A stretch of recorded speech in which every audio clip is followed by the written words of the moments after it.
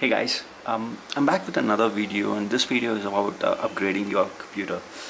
Now, I will show you my environment. I will take some time right now, and I will show you how I will configure my environment completely with regards to computers and TV, PlayStation, how I interconnect it, and how I make use the most of the technology.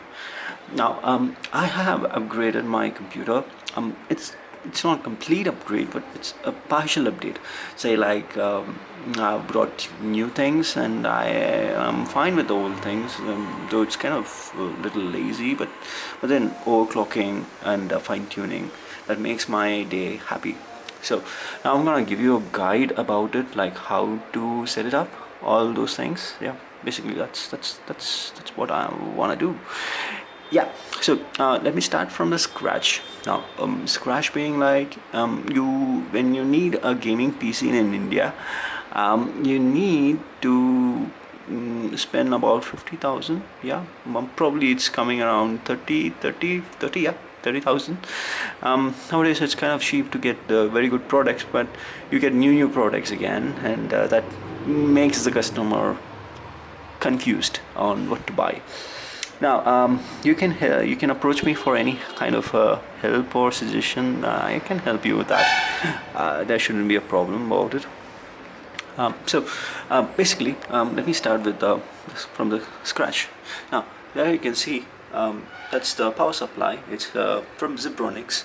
It's about 6,000. Yes, it's 800 watts. That is something you have to note. Now, when you are going for a gaming rig, you need the at least 800 to 1000 watts of power supply. You even get 1200 watts of power supply as well on the market. Now, why you need such a huge power supply is because your graphic card, your cooler systems, your hard disk, everything requires power. If you don't have the enough power, then a couple of your hard disks won't be detected at all, because I was in such a problem where it doesn't even recognize that there was a hard disk. So I had to fight a lot, and finally come to a deciding that I need to upgrade my SMPS, switch more power supply. Now that's the power supply we're talking about. So I upgraded it. I got 800. I should have got 1000, but then 800 was okay. So right now it's kind of doing well with my hard disk. Let me start with the SMPS. So the power is coming through SMPS, and the out of this SMPS is on the bottom. So the fan is actually working from the bottom. Now, for a very good demonstration, I'm going to use this LED torchlight. Now, on the backyard, you can find out on the bottom that the fan is fitted there. It was done for a purpose. Now it's going to take all the fresh air from the bottom, and it's going to release it on the back side. So that's what it's a pull mechanism which will be pulling for the fresh air, and it will be cooling down the SMPS chipsets and all those things basically. And that's why the power supply comes in, and the power supply goes to the motherboard. You see that? Well, I have configured. I brought a basic motherboard, which is about I don't remember the model name. I'm not good with that, but it's an Intel motherboard. It's some DC something. It's a basic motherboard which supports the third generation i7 process. And what I brought as a process is i7 3770K. So that's the processor number, and I brought it around 20 or 22,000 that point of time with the motherboard. So it was a good investment actually.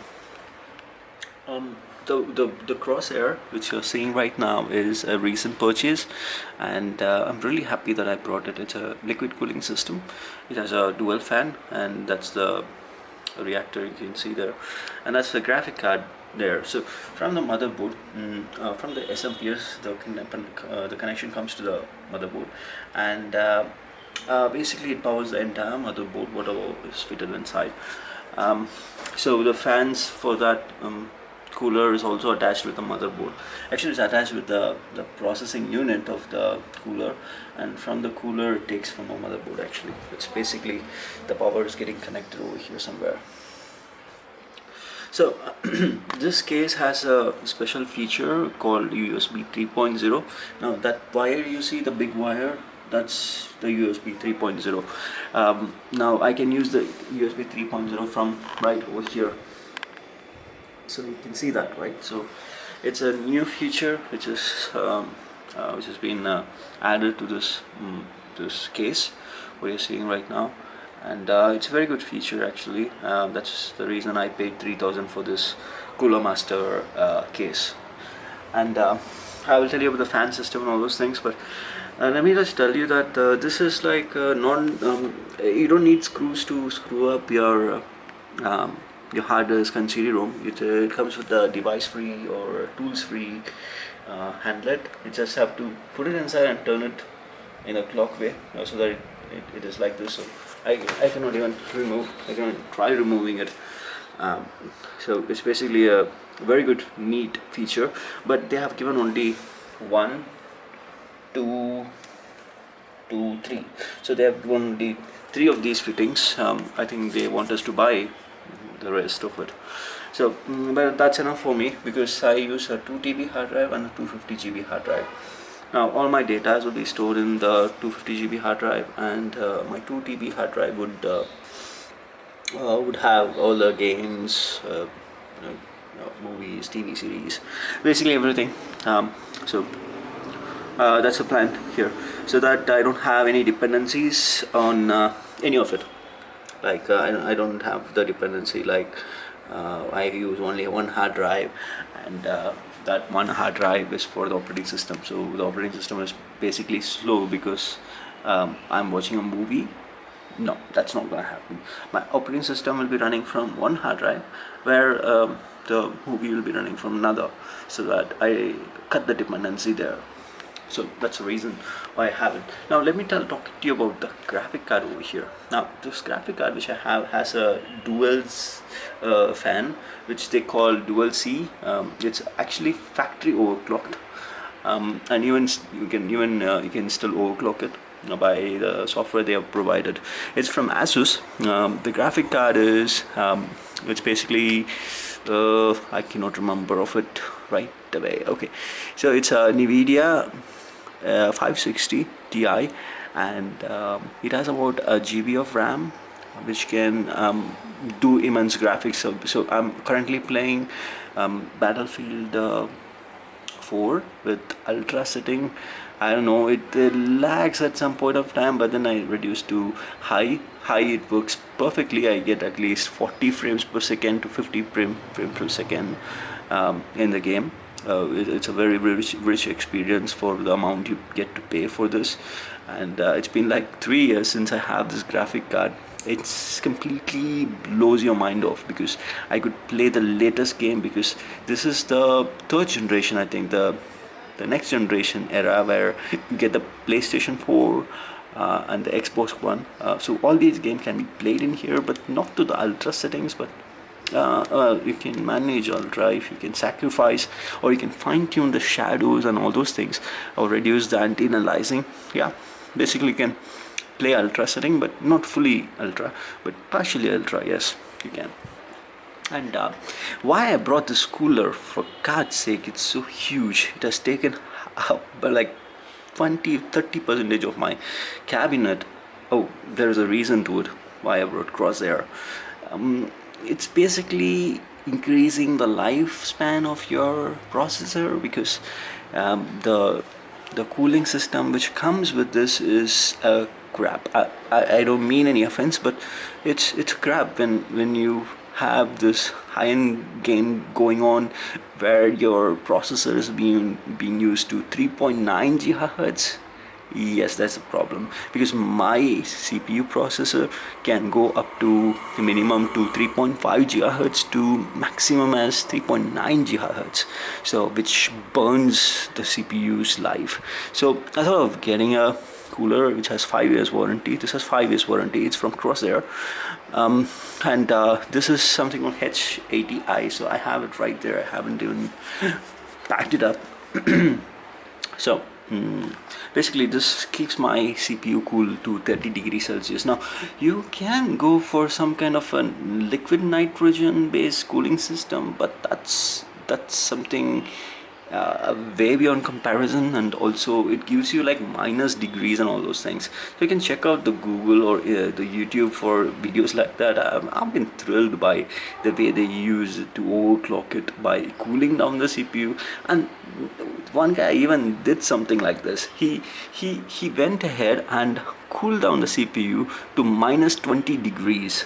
Think about that. He cooled it down to minus 20 degrees, where the system powered off completely, because it's freaking cool for the system to handle any request.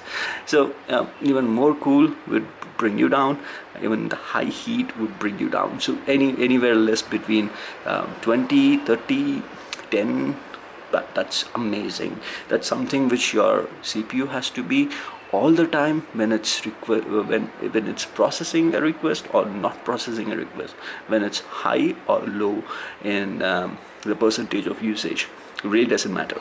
But your CPU has to cool down. It has to be under 30 or 40 for a better life for your CPU. So that's one of the reason I couldn't buy it the time I brought my processor, because of some financial constraints. But eventually I got over it, and I got this one. So that's about the cooler.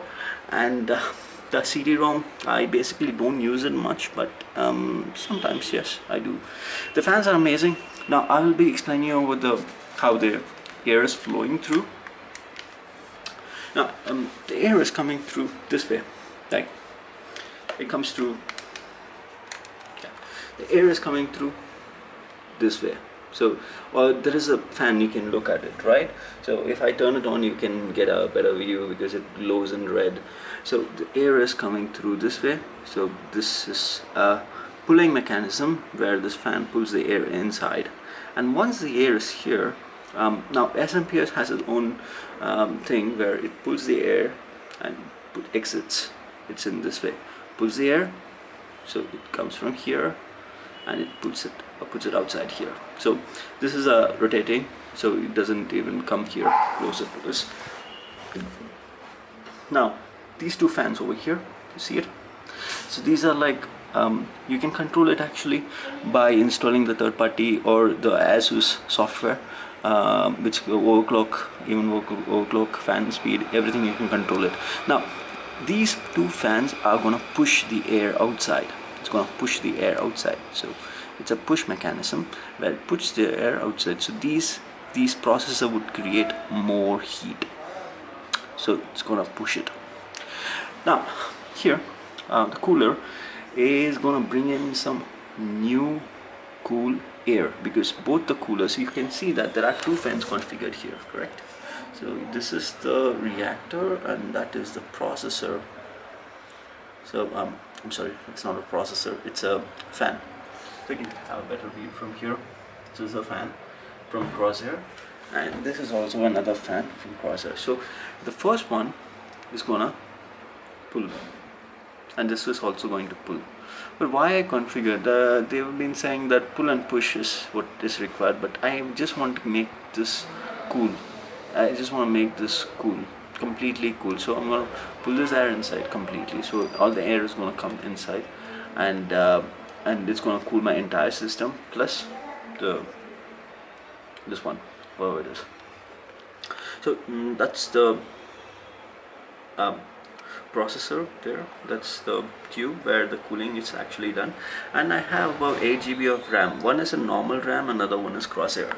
Now as you can see, Crosshair comes with like 10 years warranty, and it's amazing product. It keeps the RAM cool because of the overhead over the RAM that is made just for making sure that the RAM is cool and it has a longer life by making it cool.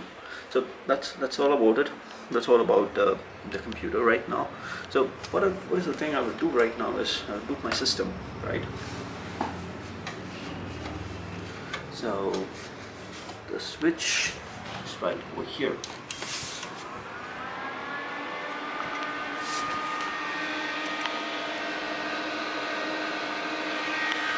So if you hear the voice, the noise is huge, right? It's because it's starting up. It's getting ready to bust out. So first of all, it starts up with such a loud noise, and then it reduces the noise level completely. So you can see that how fast it is running. I can get a first right here. So this is my graphic card pushing, and SMP is there, and you can see that it's the top, the red color which comes there with the front side. It's a front side fan. It's all 120 mm. If you're asking, if you're mainly into the configuration point of view, all the systems, all the fans in the system is 120 mm. 1, 2, 3. There you have one. I don't know, this camera is so annoying. Yeah, the third one, and finally the fourth one on the front. Sorry, I get confused. So that the color which you see on the crosshair is customizable again. Now I have kept this green kind of a color for it's based on the temperature. If green is there, then it's cool. If there is yellow, then there is little load on that. The temperature is little high, and there you have the other color called red, which is danger. So basically I'm turning off my system, so you can see that how much time it would take to turn off. So I press the button. I think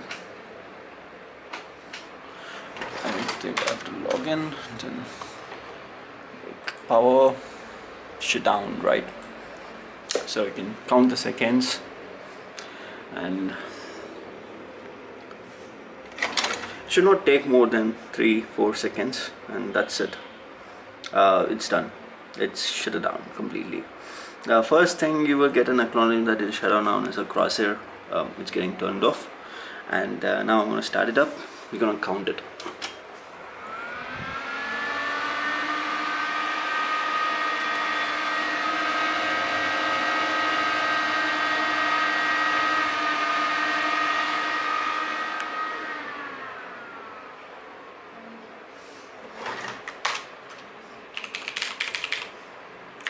So that's it.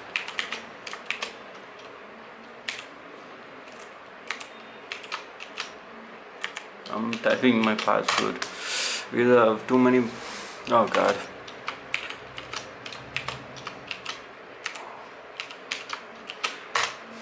Yeah, I think that's about it.